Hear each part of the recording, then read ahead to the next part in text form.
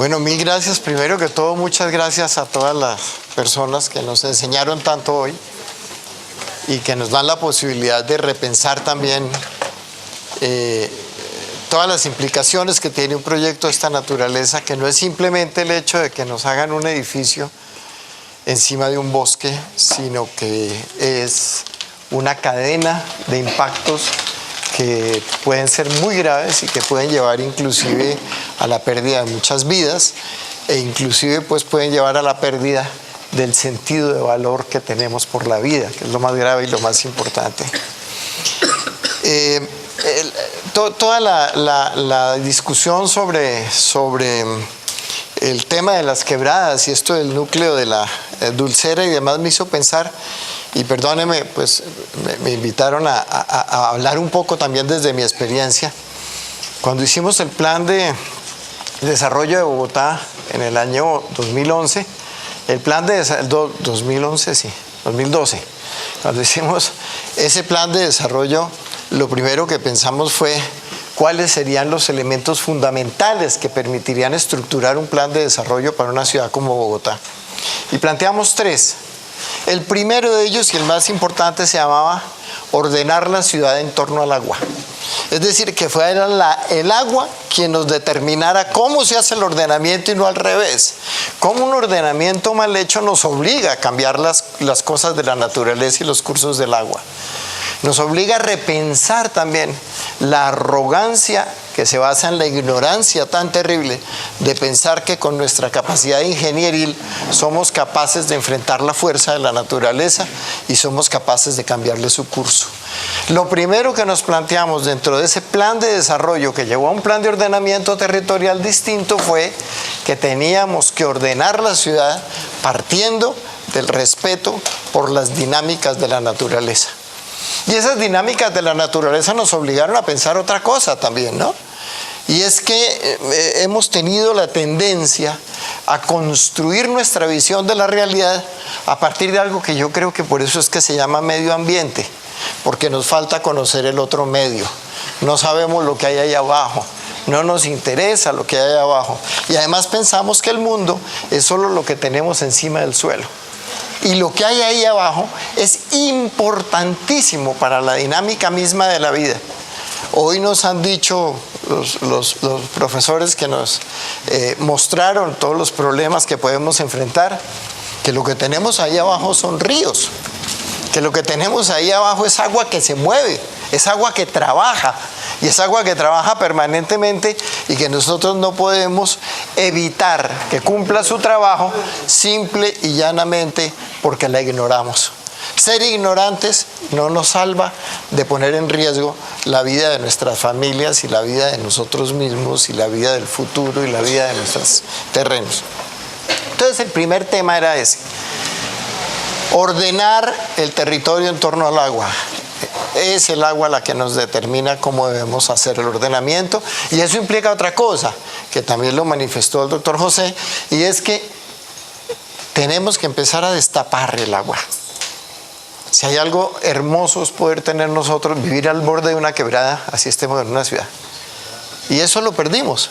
Tuvimos una época entre el siglo XIX, finales del siglo XIX y un poco casi finales del siglo XX, donde lo que tratamos de hacer fue canalizar las quebradas e intentamos sacar el agua de la ciudad como si el agua fuera un problema y no como si el agua fuera la fuente de la vida, que es lo que realmente existe.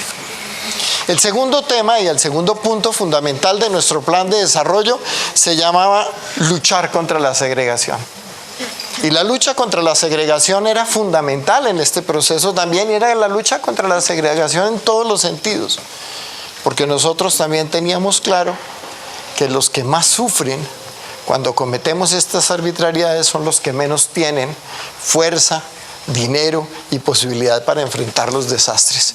Los desastres son para los pobres generalmente, y son para los pobres generalmente porque los demás se ubican en los mejores territorios, porque se hacen allí donde el riesgo se disminuye, porque se pueden localizar y se pueden mover cuando creen que tienen que moverse.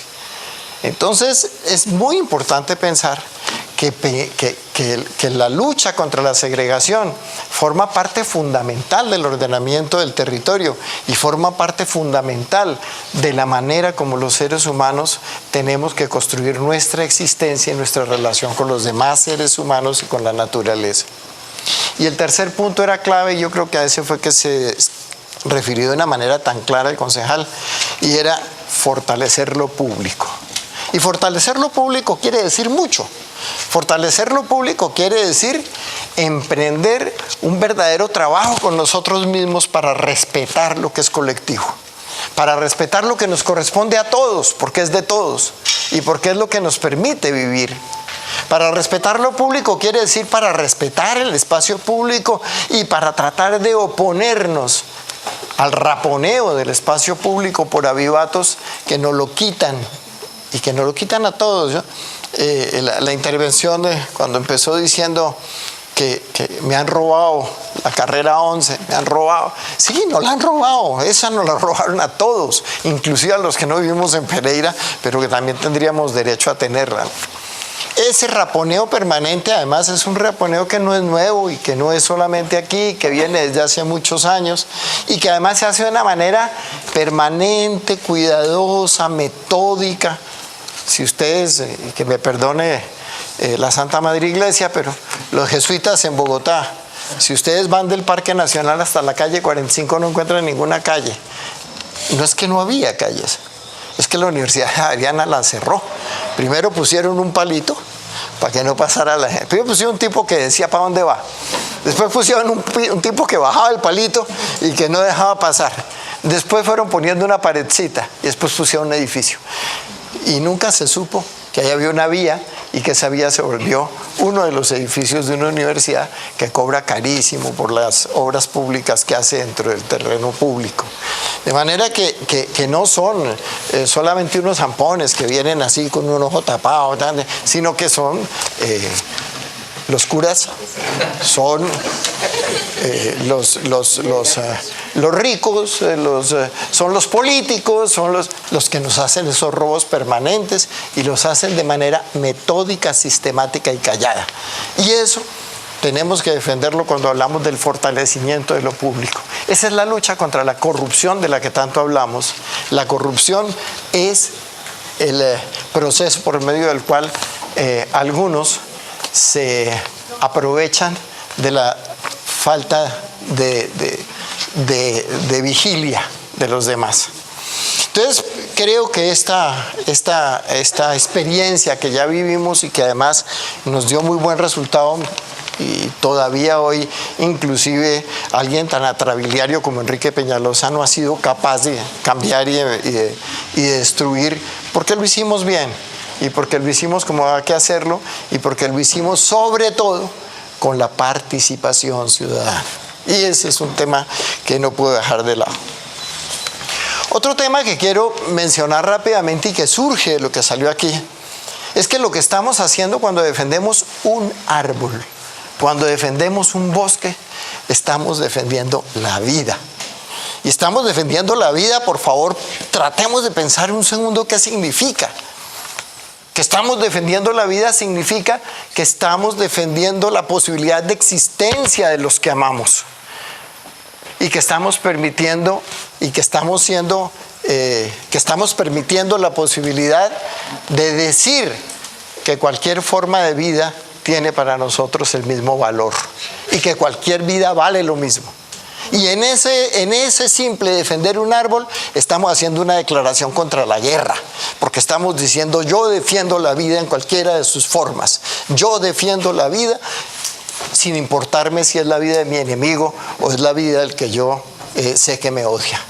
Pero es mi obligación como ser humano y eso es lo que constituye mi humanidad, la capacidad que tengo de defender aquello que inclusive me podría hacer daño, porque yo creo que forma parte de la ética que le estoy enseñando a mis hijos y que le estoy enseñando a los que están alrededor mío.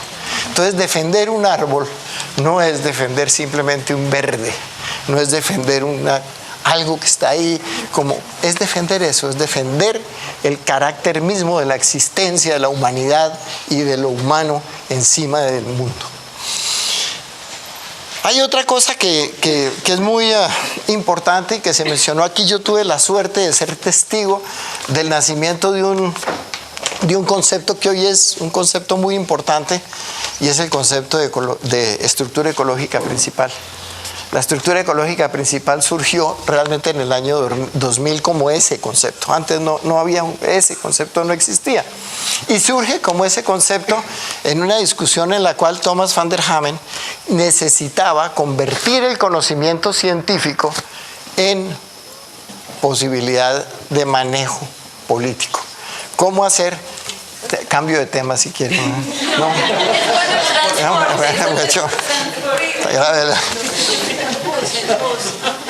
Ese concepto de ecologías, de estructura ecológica principal, es muy interesante pensarlo, y les cuento que se pensó mucho en qué era lo que pensaba Thomas van der Hamen cuando pensó que dentro de un proyecto político de construcción de la ciudad, ese concepto era clave. Lo que él pensaba era que tuviéramos en la conciencia el hecho de que hay un punto a partir del cual cualquier célula que perdamos implica la imposibilidad de recuperar la vida. Es decir, ponemos en riesgo, hay un momento a partir del cual ya no podemos dar marcha atrás. Ya cometimos el ecocidio o el etnocidio o el asesinato, y no podemos devolvernos. Eso es lo que el concepto de estructura ecológica principal carga en sí mismo. Es decir, es esa estructura que es absolutamente necesaria para tener esperanza, y para tener esperanza de que podemos revivir, de que podemos recuperarnos. Eso es lo que significa estructura ecológica principal, y eso fue lo que discutíamos cuando se metió por primera vez en un documento de discusión del primer POT que se hacía en Colombia en el año 2000. Y ahí, cuando hablamos de eso, hay que hacerse otra pregunta también, y es: ¿qué significa tumbar un árbol? Y son muchas cosas. La primera: ¿cuántos años se demora un árbol para volverse maduro? Son cientos de años, son decenas de años. No es un proceso que podemos tener en unos días, en unos minutos, en unas horas. Es demoradísimo, es lentísimo, e implica una cosa que no vemos, pero que nos tratan de explicar todos los que hablaron hoy, y es la cantidad de relaciones que va trazando un árbol cuando va madurando. Y son relaciones que tienen que ver primero con el suelo, ¿no? ¿Dónde va poniendo sus raíces? ¿Cómo las lleva por entre el suelo para buscar el alimento hasta donde puede encontrarlo? ¿Cómo se sostiene para poder crecer buscando el sol? Pero además de eso, hace otras cosas que son verdaderamente milagrosas, maravillosas. Voy a poner un ejemplo para no ponerme con nombres científicos. Que hay un árbol A, y ese pobre tiene un problema grave, y es que no puede consumir fósforo sino en su forma de P2. El P3 lo envenena, el P4 lo envenena. Entonces él busca el P2, lo consume, utiliza lo que necesita para poder vivir, y lo devuelve convertido, cambio P4 y lo devuelve convertido en P2. Pero resulta que el vecino que se le hizo al lado, el árbol B o la planta B, solo puede consumir el fósforo en su forma de P2. Entonces el primer árbol, el árbol A, le hace de cocinero. Coge el fósforo en el paisaje, lo trabaja y se lo devuelve para que él lo pueda consumir. Si yo tumbo uno de los dos árboles, el otro se muere. Es decir, pero como eso no es entre dos, sino que las comunidades ecológicas son gigantescas e implican musgos, implican líquenes, implican gusanos, implican insectos, implican todos los animalitos, implican tantas cosas, implican una cantidad de lluvia, una cantidad de irradiación, unas condiciones específicas del suelo, una cantidad de productos químicos concretos que están en el suelo contenidos, todo eso. Cuando yo tumbo un árbol, rompo esa cadena y empiezo a generar, a partir de un solo árbol que yo tumbo, una cadena de muerte. Eso es lo que hacemos cuando tumbamos un árbol. Entonces se trata de mostrar las dos cosas: qué hacemos cuando lo salvamos y qué hacemos cuando lo tumbamos. Hay otra cosa que quiero,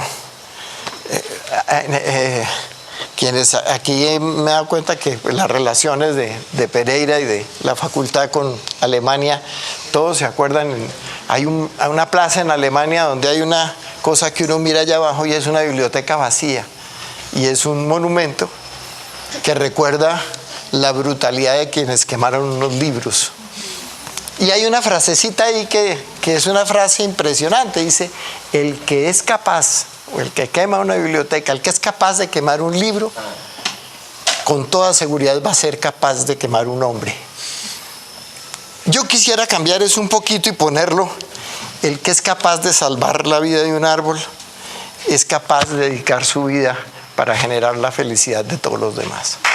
Eso es. Eso es.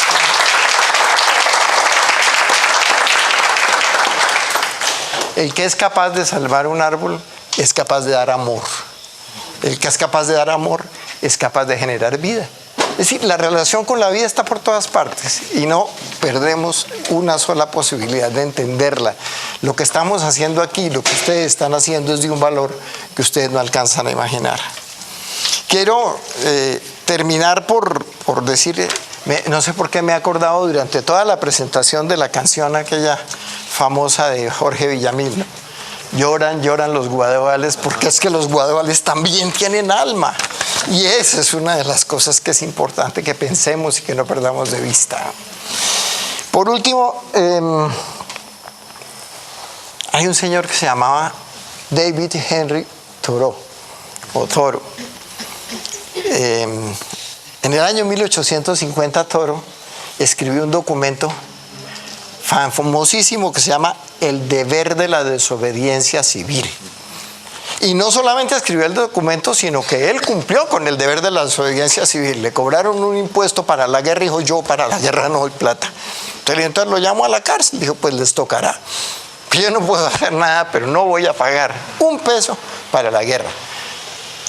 Lo importante y lo interesante es que el señor que escribió ese documento, que tantas veces ponemos sobre la mesa y traemos, es el padre de la ecología realmente. Y es el hombre que también, unos años después, publicó un libro que se demoró 12 años escribiendo, y que además de demorarse 12 años escribiendo, implicó que se gastara 2 años completos viviendo al borde de una laguna que se llamaba Walden, y nos narró una novela sobre la vida en una laguna donde no hay gente. Deberíamos leerlo para ver la cantidad de vida y la cantidad de cosas que pasan, inclusive cuando no hay gente, en esos lugares donde, a pesar de que no hay gente, hay vida.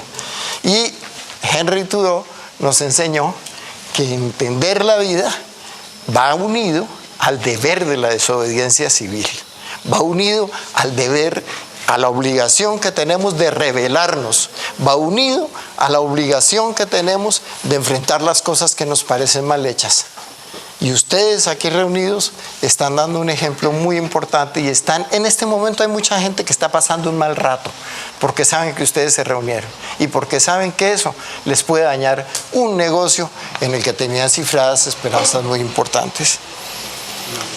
Yo creo profundamente, y hoy el profesor León Felipe, nunca entendí bien si se burlaba o si me criticaba por decir en un libro que él mostró hoy por aquí, cuando a una de las 8 ciudades que hemos trabajado hasta ahora le pongo qué veo en esa ciudad. Y a Pereira le puse: yo creo que Pereira es la ciudad de la esperanza. Y yo creo que Pereira es la ciudad de la esperanza precisamente porque ustedes están aquí. Porque yo creo que ustedes son capaces de transformar las cosas que todos han venido a denunciar aquí, simplemente con su presencia solidaria y con su presencia ciudadana. Esto no ocurre todas las veces. Yo tengo un caso que estoy siguiendo y que he hecho una amistad muy cercana con ellos en Ciudad de México, que se llama Ruta Cívica. Nació por una cosa muy simple. Yo creo que a alguien le conté en estos días. Unas señoras en Coyoacán se dieron cuenta que al lado de su casa estaban haciendo una mole que no correspondía a lo que es Coyoacán y a lo que ellos querían que fuera su cuadra. Y se fueron organizando y poco a poco la ruta cívica se convirtió en otra cosa y hoy se llama un proyecto que es muy bello que ellas llaman Obra Chueca. Y la Obra Chueca, eso que se llama Obra Chueca, es un monitoreo que hacen las mujeres de Ciudad de México y cada vez más, eso ha crecido de una manera impresionante, sobre las construcciones irregulares en la ciudad. Y han logrado que la alcaldía cree una oficina especial para atender a las señoras de Obra Chueca, que todos los días llevan cantidades de evidencias de cosas que están pasando en la ciudad que no deberían pasar. Y ellas mismas, después de tener eso, lograron convertirse en otra cosa lindísima que se llama Ciudadanía. Su Ciudadanía es un proyecto para la atención, la reconstrucción y la planeación a los efectos del sismo último en Ciudad de México. Ellas decidieron que ese no es un tema de arquitectos. Ellas decidieron que los arquitectos no entienden la vida. Ellas decidieron que los ingenieros se quedan cortos para entender la vida. Y ellas decidieron que ellas como madres saben manejar la vida y decidieron entonces que ellas van a intervenir en la planeación, en el diseño y en la ejecución de la recuperación de las áreas que fueron afectadas por el último terremoto. Y ahí están. Y están todos los días ahí presentes trabajando. Son un ejemplo precioso de trabajo y son un ejemplo precioso de responsabilidad social y de responsabilidad humana, que desde luego tiene muchísimo valor. Por último, Thoreau, cuando empezó a escribir Walden, descubrió una cosa importantísima, y es que la hoja de un árbol es el modelo de la vida y de todo en el mundo, y que lo más maravilloso que puede existir es un tronquito que tiene una pequeña yema de la que va a surgir una nueva hoja. Y al empezar a ver eso, empezó a ver también que la misma estructura de los cristales y de las formas y de las células que generan la hojita era la misma que formaba el hielo cuando se congelaba el agua en todos los alrededores del lago Walden. Y dedica a eso casi un capítulo de su novela, a describir cómo se conecta todo. Y que yo creo que es el secreto de la vida, cómo se conecta todo, cómo todo está conectado. ¿Cómo no podemos romper una cosa sin romper otra? Acuérdense el viejo ejemplo de que las alas que mueve una pequeña mariposa en un lugar generan una tormenta en otro lugar en la medida en que va creciendo esa cadena de efectos sobre el mundo. Y todo está conectado. Si perdemos un bosque, perdemos el aire. Si perdemos el aire, perdemos el agua. Si perdemos el agua y si perdemos el aire, si no tenemos oxígeno y si no podemos beber, perdemos la vida. Defender un bosque es defenderlo todo. Gracias.